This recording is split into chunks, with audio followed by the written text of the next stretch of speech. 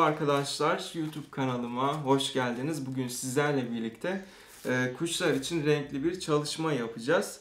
Onlar için renkli basit malzemelerden oyuncaklar üreteceğiz arkadaşlar. Öncesinde genelde ağaç dalı tarzında malzemeleri kullanıyordum. Testere, matkapla işleyerek yapıyordum ama çoğumuz bu tarz malzemelere sahip değiller. Kimisi matkap kullanamıyor, kimisinin testeresi yok. İşte bu nedenle hepimizin ulaşabileceği bu şekilde arkadaşlar, bakın şöyle dondurma çubuklarını tercih ettim. Bunları marketlerde bulabilirsiniz. Kırtasiyelerde satılıyor genelde. Ya da günlük hayatta tüketmiş olduğunuz dondurmaların çubuklarını biriktirerek zaman içerisinde kuşlarınız için güzel oyuncaklar üretebilirsiniz. Tabii ki bunları bu şekilde renksiz halde kullanmayacağız. Yani bunları farklı renklere boyayacağız birazdan. Bunu yaparken de baharatçılarda ve marketlerde satılan şu tarz renkli gıda boyaları var arkadaşlar. Bunları suyla karıştırdığımız zaman sıvı bir hale geliyorlar. Normal boya tarzına geliyorlar. Bunun diğer boyalardan farkı ne? Günlük hayatta farklı alanlarda kullandığımız boyalarda içerisinde kimyasal olduğu için muhabbet kuşlarımıza zarar verebiliyor ya da diğer kuşlarımıza. Zaman içerisinde bünyesinde birikerek onlar kemirdikçe onların hastalanmasına, ölmesine yol açıyor. Organik olduğu için, gıda içeriğinde kullanılabildiği için kuşların sağlığı açısından da zararlı olmayacaktır. Şimdi öncelikle bunları renklendireceğim. Daha sonra da diğer aşamalara geçeceğiz arkadaşlar. Turuncu, kırmızı ve mavi boyalar kullanacağım. Ben bunları bulabildim. Şöyle az miktar koysak bile içerisine su döktüğümüz zaman çok fazla boyaya dönüşüyor. Yani küçük olduğuna aldanmayın. Bununla çok fazla alanı boyayabilirsiniz.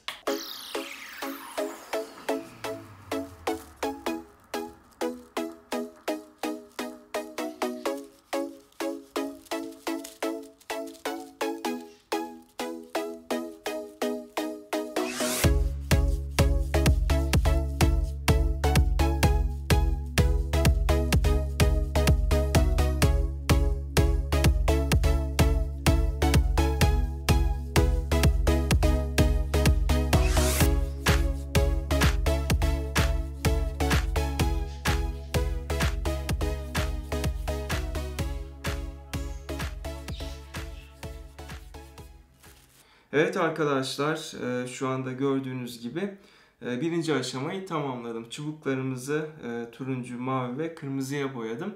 Tabii ki ilk aşamada boyarken biraz koyu olmuştu renkleri. Sonra ben bunları suda yıkadım. Biraz renklerini açmaya çalıştım. Çünkü suda yıkandıkça, su gördükçe boyamız rengi daha da açılıyor. Sonuç olarak da arkadaşlar böyle birincisine göre biraz daha açık tonlarda çubuklar elde ettim. Artık ikinci aşamaya geçebiliriz bu çubukları kuruttuktan sonra. Tabii ki 1 saatlikte bir kuruma süresi var bunların. İkinci aşamada silikon gerekli olacak bizler için. Bakın şöyle silikon tabancası ve sıcak silikonlar var. Bunları her yerde bulabilirsiniz. Tamir edevat aletleri satan yerlerde. Bunun dışında kırtasiyeden almış olduğum pompon topları vardı. Bunları orada görünce arkadaşlar kuşların hoşuna gidebileceğini düşündüm. Yani renkli objeleri sevdiği için kuşlar bu pompon topları da onların hoşuna gidecektir. Bunları da yine kırtasiyelerde bulabilirsiniz. Yine renksiz çubukları yine kullanacağız. Bir tanesinde renksiz çubuk kullanacağım. Bunun dışında teli kesmek amacıyla şöyle ince bakır tel kullanacağım. Bunu da yine elektrikçilerden temin edebilirsiniz. Bunu kesmek amacıyla da küçük bir pensem var arkadaşlar.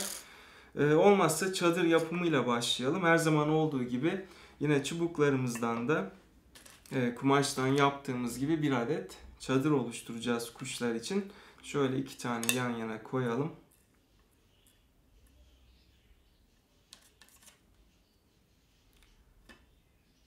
Şöyle düz olacak şekilde ama. Yani çok dikkat edin milimetresine.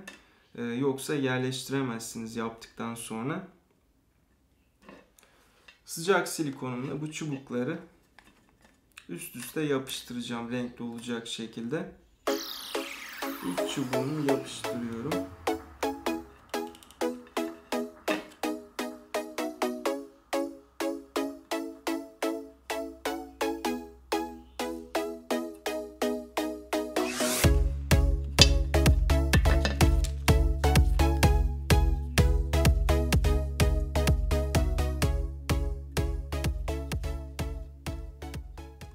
Şöyle 3 adet blok oluşturduktan sonra bunların her birinde 1, 2, 3, 4, 5, 6, 7, 8'er adet çubuk kullandım. Altlarında da şöyle ikişer tane tutan kolonları mevcut arkadaşlar.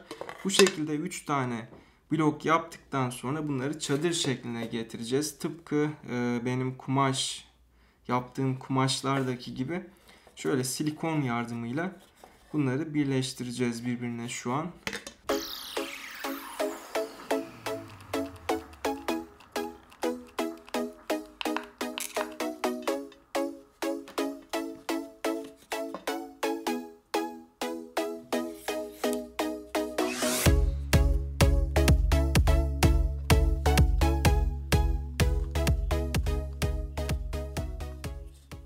Evet arkadaşlar, şu an gördüğünüz gibi renkli olan çadırı da tamamladım. Şu köşe noktalarına bakın. Şu köşe noktalara her bir tarafa tampon oluşturdum silikona ulaşmamaları için. Şu an gördüğünüz gibi köşe noktalarındaki silikonlara ulaşamıyor kuşlar içerisine girdiği takdirde. Böyle iyice kamufle ederseniz en azından kuşlarınızın sağlığı açısından da iyi olacaktır. Şimdi ikinci oyuncağımız bundan daha farklı. Onda renksiz çubuklar kullanacağım. Çünkü zaten böyle pompon toplarını renkli aldım. Her ikisi de renkli olacak olursa çok ağır kaçacaktır. Yani fazla renkli görünecektir. O yüzden hem çubukları, renksiz çubukları hem de böyle renkli pompon toplarından kullanacağım. Bunlar bu arada peluş. Yani böyle kumaştan yapılmış bir şey, peluş kumaştan.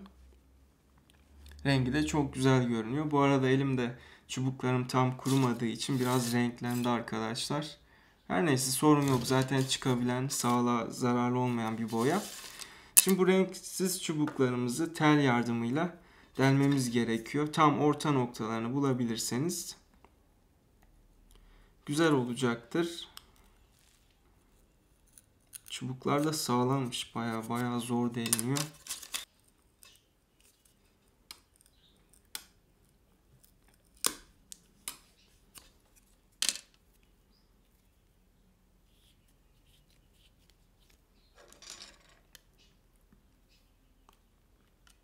Çubuklarımızı deldikten sonra oyuncağımızın boyuna göre, mesela kafesiniz küçüktür, küçük yaparsınız ya da büyük bir kafesiniz vardır, büyük yaparsınız.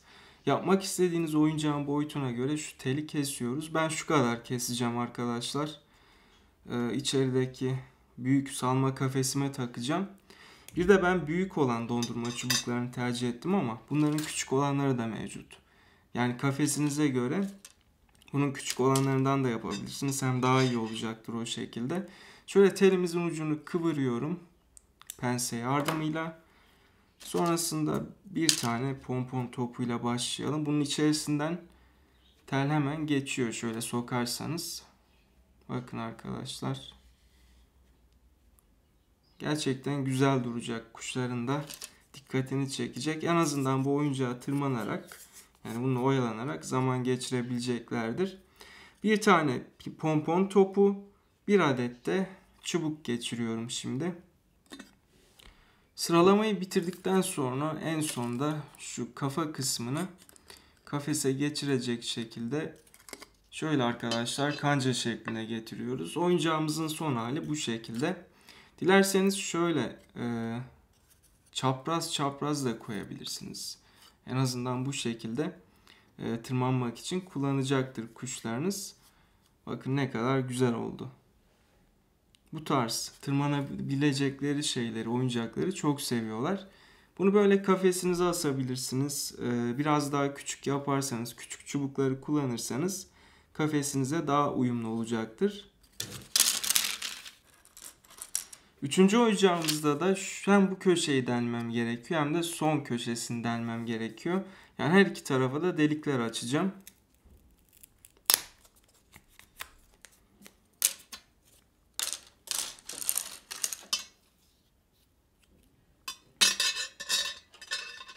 Son oyuncağımız için de iki tane eşit uzunlukta tel kesiyorum. Merdiven tarzında düşünebilirsiniz arkadaşlar. Şu oyuncağımızın merdiven tarzı olacak.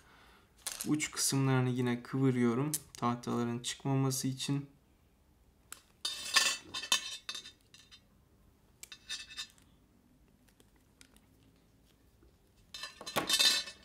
Sonrasında ilk sıraya bir tane tahta geçiriyorum.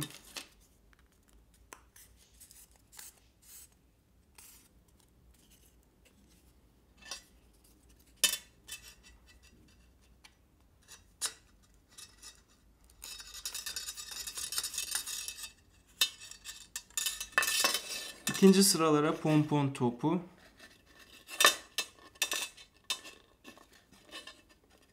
Topumuz kaçtı. Şöyle mavi geçirelim. Bunları da geçirmek biraz zor. Hemen girmiyorlar tele.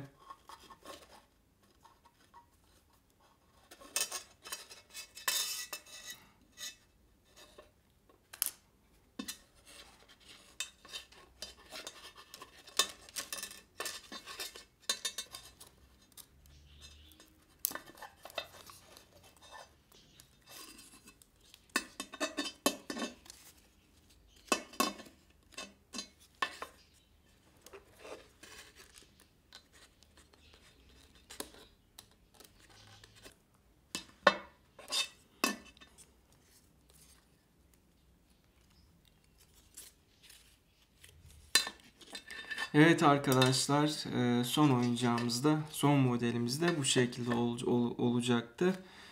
Onu da gerçekleştirdik. Bir tane şöyle asılabilen modelimiz var. Bunu serbest olarak tam kafesin ortasına asabiliyoruz.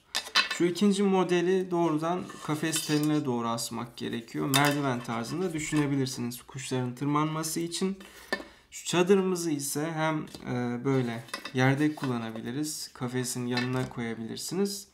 Hem de buna yine tel takarak şu kısımlarına şöyle telden kancalar yaparak, delerek bunu kafes üzerinde de kullanabilirsiniz asarak, eğer büyük kafesleriniz varsa.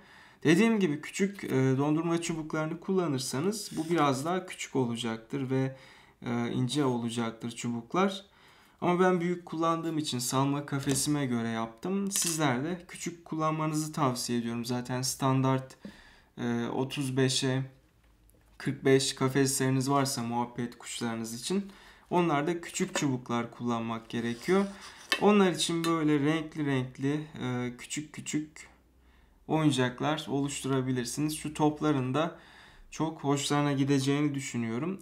Kırtasiye'den bulabilirsiniz bunlardan.